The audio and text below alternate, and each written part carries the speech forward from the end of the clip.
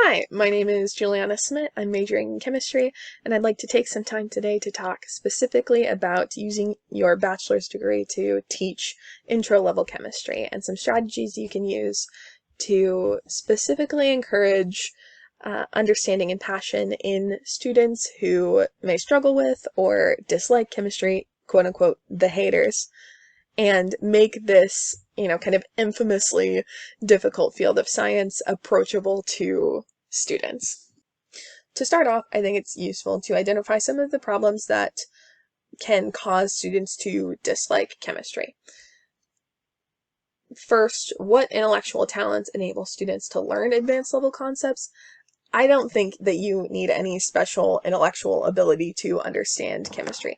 I think that a lot of the times in beginning chemistry classes, a lot of the students enter with little or no exposure to chemistry, or maybe even scientific concepts in general, and as a result, the course and the materials assume an infrastructure for science that doesn't exist.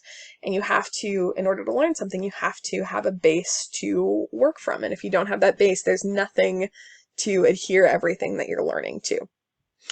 Second, what are the barriers that prevent students from learning chemistry? Chemistry is a whole new perspective through which they can view the world, and it's very abstract. It's something that you can't see or actively observe. It's something that is all through theory and observation and experiments, and it's not something that we're familiar with going into the world of chemistry. And then finally, what motivates students to want to learn? At its base level, the motivation to want to learn something is in how that subject relates to you. I think this quote from W.T. Lippincott is apt. He says, "For many, chemistry is seen as a difficult, remote subject, one that requires special intellectual talents to learn, and one that neither they nor the vast majority of the public needs to comprehend in order to live a happy." Having identified some of the issues that students have when it comes to enjoying chemistry, what are some strategies for success? How can we get these students engaged and invested in learning chemistry? The three methods I'm going to go over very quickly are relating chemistry to existing knowledge bases, putting chemistry in context, and student-focused learning versus educator-focused teaching. To start, relating chemistry to an existing knowledge base is very important.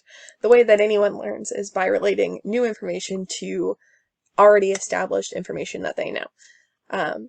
So specifically, using historical context is particularly useful because going through the process of how scientists in the past determined the laws of chemistry solidifies those theories and laws in the minds of students.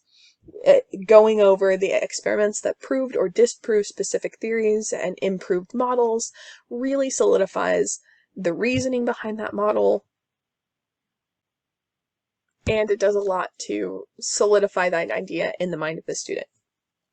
Secondly, using models, diagrams, and simulations, those are great because they are metaphors in our scale and our perception of the world to demonstrate the workings of the chemical world.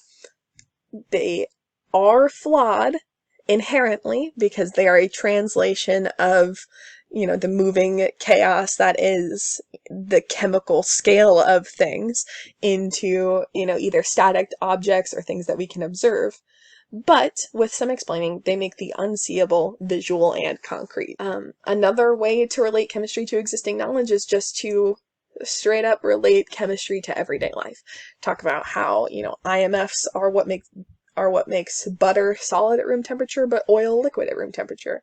Talk about how we need buffers in order to regulate our blood pH, or how redox reactions are key in batteries, both in, everything from our remotes to our cars.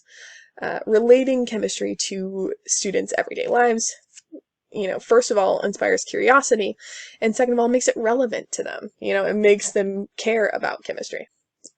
Traditionally, when you were teaching chemistry, you didn't care as much about the context.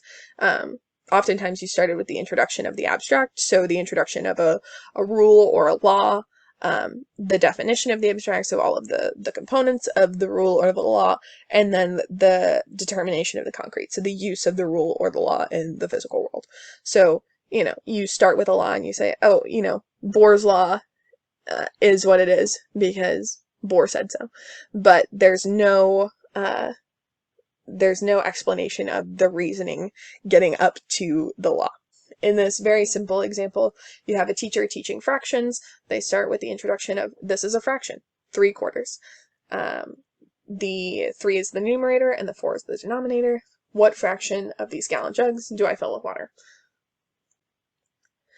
There's been research done that there is a new method of teaching and learning that shows better success rate for students. So it starts with exploration, it goes to concept invention and term introduction, and then it goes to application. So you start by doing the experiment or doing the exploration to figure out what the rules are, then you invent the rule, and then you apply the rule. So in the example of Bohr's law, you would do the experiment, you would define the constraints of the experiment, you would say, okay, here's Bohr's law, and then you would move on to the application of Bohr's law in homework problems or test or whatever. In the fraction example, you demonstrate what portion of the jug fills the water. You introduce the concept and the terminology, so you say the water fills 3 of the 4 portions in the jug. This means that the water fills 3/4 of the jug. This is a fraction. And then you move on to application. What fraction?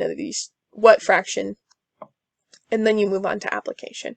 What fraction of these jugs do I fill with water? Putting chemistry in this context, starting with contextualizing rules and laws and patterns through the use of experimentation or hands-on practice is really important. It's teaching and connecting the concepts in chemistry to make a cohesive whole and make it more palatable and understandable. It relates these concepts and how they overlap to real-world examples, and it's teaching the reasoning behind a scientific experiment or a calculation. This is not something that comes naturally to educators. Educators are frequently people who went through school and did the traditional way of learning, where somebody writes on the board an equation with all of its variables, and they solve it and they apply it to more problems, and then the students then reflect on it and draw meaning from the equation. However, only about 10% of students are abstract, reflective thinkers like this. In reality, about 50% of students are concrete, active thinkers who learn through seeing and participating in the learning. So this makes the active participation and the exploration phase of learning even more important.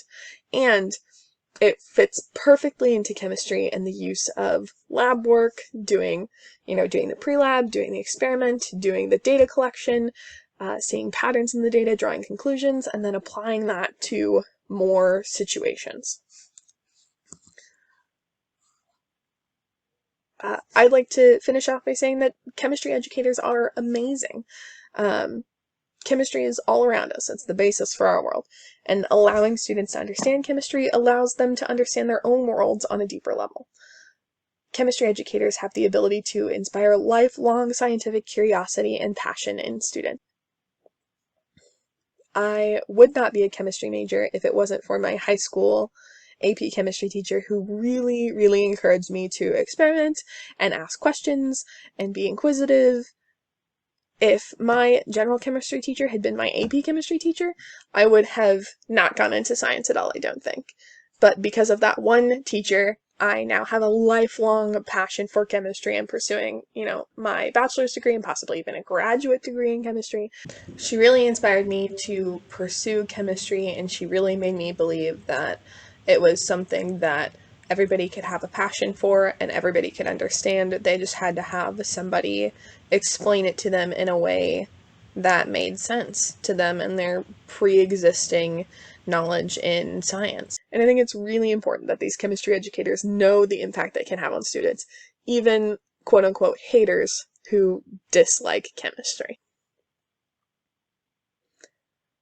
These are my references if you're interested, and thank you for your time.